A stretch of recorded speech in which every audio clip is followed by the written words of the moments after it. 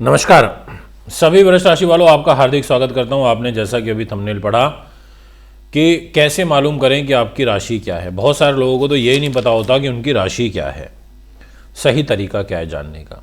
और आपने ये भी पढ़ा कि 2024 की विशेषताएं, आपने ये भी पढ़ा थंबनेल में कि इतना क्यों है खास वर्ष 2024 और शुभ महीना, शुभ तारीख और शुभ रत्न। सारी चीज़ें बताऊंगा, प्रॉपर तरीके से बताऊंगा, वैज्ञानिक आधार पर बताऊंगा।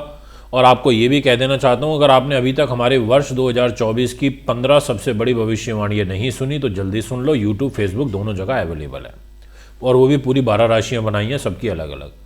अगर आपने हमारा धन राशिफल नहीं सुना वर्ष 2024 का तो उसे भी सुन लो, सबके लिए इंडिविजुअल वीडियो डाली हुई है फेसबुक, यूट्यूब पर।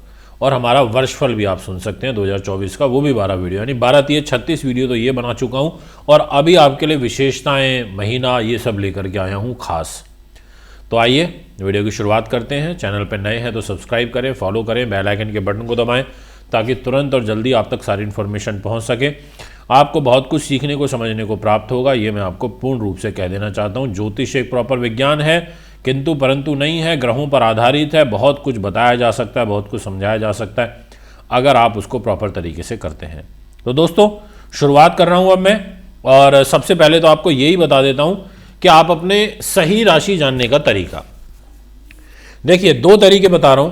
पहला तो ये है कि जिनको date of birth, time of birth और प्लेस ऑफ बर्थ मालूम है उनके ऊपर एप्लीकेबल होगा।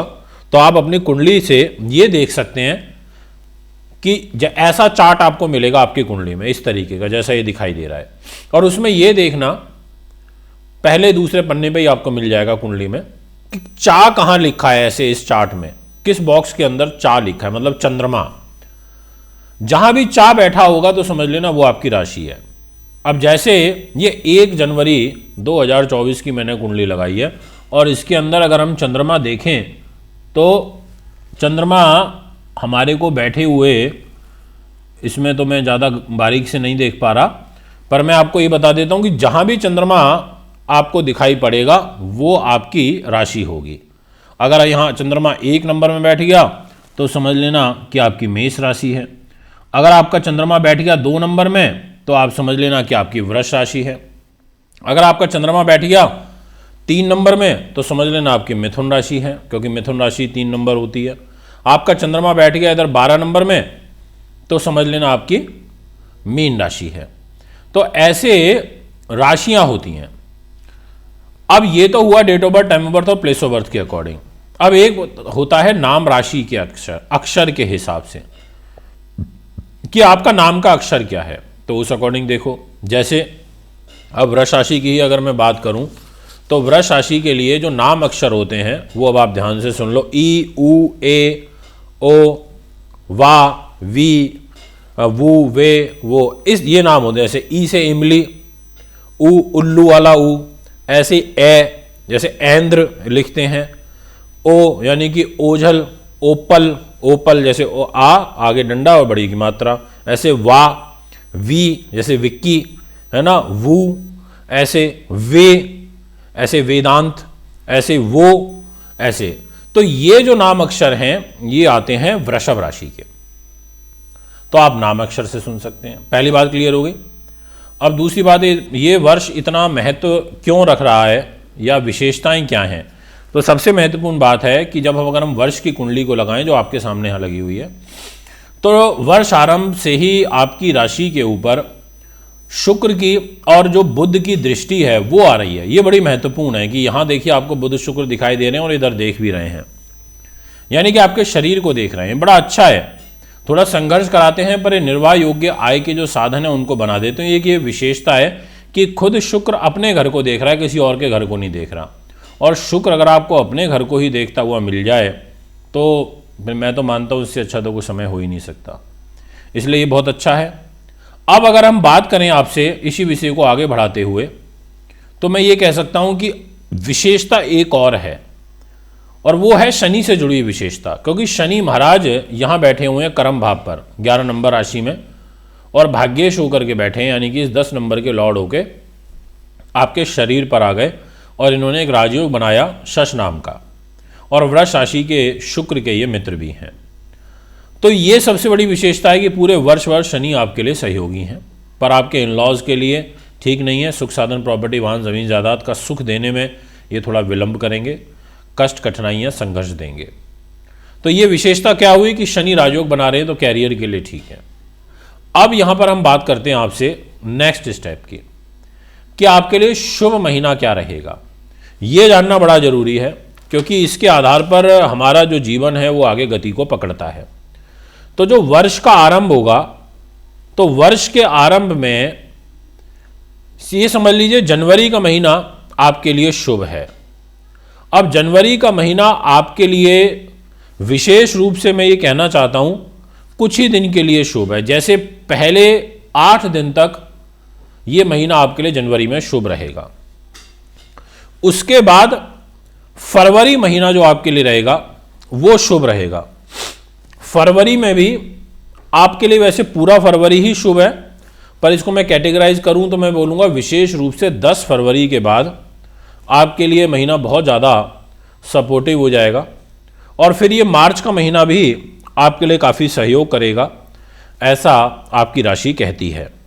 पर मैं एक चीज़ बोलना चाहूँगा, मार्च में भी पहले 7 दिन आपके लिए सपोर्टिव हैं।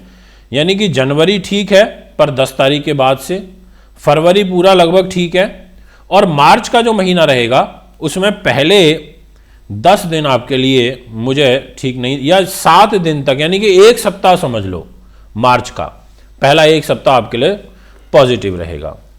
इसके बाद मैं आपसे बात करना चाहता हूं और आगे कुछ महीने की जो एक निर्णायक भूमिका अदा करेंगे। एक तो शनि के द्वारा पूरा साल ही आपके लिए ठीक है। दूसरी चीज एक बहुत महत्वपूर्ण है और वो ये कि जून का महीना 15 जून से लेकर के और जून एंड तक, यानी कि पूरा जून नहीं, केवल 15 दिन, यह आपके लिए काफ़ी सहयोगी दिखाई पड़ रहे हैं मेरे को। अब अगर मैं और आगे चीज़ों को एक्सप्लोर करूं तो मैं ये कहना चाहूँगा आपसे कि आपको फिर एक बार सहयोग मिलेगा और एक बार सपोर्ट मिलता नज़र आ रहा है, और वो फिर ऐसे समझ लीजिए सितंबर में एंड में आ जाओ, यानी कि 25 सितंबर से लेकर के और अक्टूबर तक के पहले 10 दिन, फिर ये महीना आपके लिए ठीक रहेगा। मतलब अक्टूबर की शुरुआत आपके लिए बहुत बढ़िया होगी पहले 10 दिनों में, और सितंबर जब जा रहा होगा, विदा हो रहा होगा आपके जीवन से, तो वो भी आपके लिए बहुत सहयोगी रहेगा। अब इसको और ज़्यादा अगर हम एक्सप्लोर करें तो मैं ये कहना चाहूँगा आपको कि एक ग्रह और है जो आपको बड़ा सपोर्ट कर रहा है, और वो ग्रह किस महीने में सपोर्ट कर रहा है वो आप नोट कर लीजिए। जैसे फरवरी के महीने में मैंने आपको बोला कि आपके ग्रह बहुत अच्छे हैं, तो जी हाँ, फरवरी के महीने में आपके उच्च के मंगल भाग्य पर रहेंगे, वो आपको बड़ा सपोर्ट करेंगे। तो यानी कि ये भी आपके लिए अच्छा रहेगा।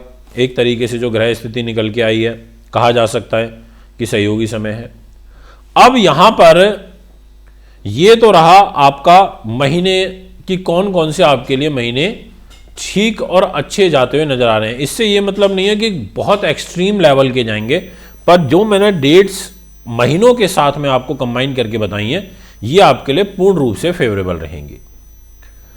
अब मैं पर्टिकुलर डेट्स बता देता हूं तारीखों के हिसाब से कि कौन सी अच्छी रहेंगी। जैसे वर्ष की जो आपकी शुरुआत होगी जनवरी की, अगर उसमें मैं आपके लिए कोई अच्छी सी डेट खोजूं तो मैं ये कह सकता हूं कि आपको विशेष रूप से जो एक अच्छे समय का लाभ प्राप्त हो सकता है तारीख के रूप में, वो 2 तारीख आपके लिए अच्छी नज़र आ रही है और 6 तारीख मुझे अच्छी नज़र आ रही है। अगर मैं फरवरी की बात करूं तो मेरे को आपके लिए तारीख नज़र आ रही है 1 फरवरी बहुत अच्छी दिख रही है, और 20 फरवरी भी अच्छी है, और 7 मार्च भी अच्छी है। अगर मैं मार्च में, जैसे मैंने 7 मार्च बोला, और मार्च के ही महीने में मेरे को एक डेट आपके लिए और अच्छी नज़र आ रही है, वो है 15 मार्च। अगर हम अप्रैल की बात करें तो ये महीना आपके लिए महत्वपूर्ण हो जाएगा, और इस महीने में अप्रैल में जो आपके लिए शुभ ग्रह योग बनेंगे उसमें एक 24 अप्रैल की तारीख आपके लिए अच्छी नज़र आ रही है, ये भी बढ़िया रहेगी। और इनफैक्ट अप्रैल से पहले एक दिन पहले यानी कि 31 मार्च भी आपके लिए अच्छी रहेगी।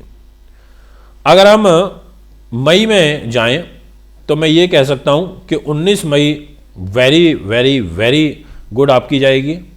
इसके अलावा अगर मई में मैं और भी देखूं कुछ आपके लिए बेहतरीन तारीख, तो मैं 31 मई को भी कह सकता हूं, यानी कि आखिरी का समय। जून की यदि मैं बात करूं तो मैं ये कहना चाहूँगा 12 जून आपके लिए बहुत अच्छी है, काफ़ी फेवरेबल रहेगी ये तारीख।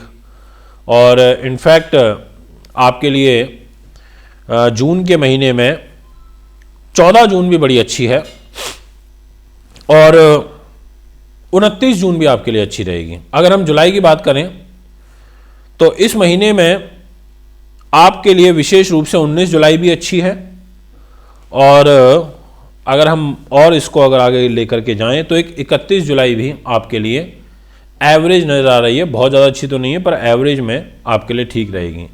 पर हाँ, 12 जुलाई, जैसे जुलाई एक आपके लिए मेरे को काफ़ी अच्छी डेट नज़र आई थी निकल के, और एक मैंने अभी आपसे अगस्त की बात करी। अगस्त का महीना आपके लिए काफ़ी महत्वपूर्ण रहने वाला है, क्योंकि इस महीने में आपको विशेष रूप से ग्रह का आशीर्वाद प्राप्त होता हुआ नज़र आ रहा है, और वो है 24 अगस्त, जिसमें धन धान्य के लिए आपको काफ़ी सपोर्ट मिलेगा, ऐसा आपकी राशि कहती है और काफ़ी शुभ रूप में कहती हुई नज़र आ रही है। और इसके अलावा अगस्त महीने में एक आपके लिए 5 अगस्त भी अच्छी है, और इसके अलावा एक आपके लिए 22 अगस्त भी अच्छी रहेगी। अगर हम सितंबर की बात करें तो मैं ये कह सकता हूँ कि इस महीने में आपको जो ग्रह योग लाभ प्राप्त होगा, एक तो 18 जुलाई में, जिसमें आपको शत्रु वगैरहों से विजय मिल सकती है इस तारीख के आसपास, और सितंबर के महीने में आपको एक 23 सितंबर भी मुझे ठीक नज़र आ रही है, इसमें आपको कुछ अकस्मात लाभ पहुंच सकता है। अक्टूबर का जो महीना रहेगा, इस महीने में मैं ये कह सकता हूं कि आपके लिए 13 अक्टूबर अच्छी है, और इसके अलावा अक्टूबर के महीने में एक 29 अक्टूबर भी अच्छी है। अगर नवंबर की बात करें तो मैं ये कहना चाहूँगा कि आपके लिए 14 नवंबर अच्छी है, 18 नवंबर अच्छी है, और दिसंबर महीने में आपके लिए कह सकता हूँ मैं कि 16 दिसंबर भी आपके लिए काफ़ी अच्छी रहेगी, उपयोगी साबित होगी। ये है आपके लिए फल। अगर आप भी अपनी कुंडली बनवाना, दिखवाना, पूजा पाठ देना चाहते हैं तो संपर्क कर सकते हैं। नमस्कार।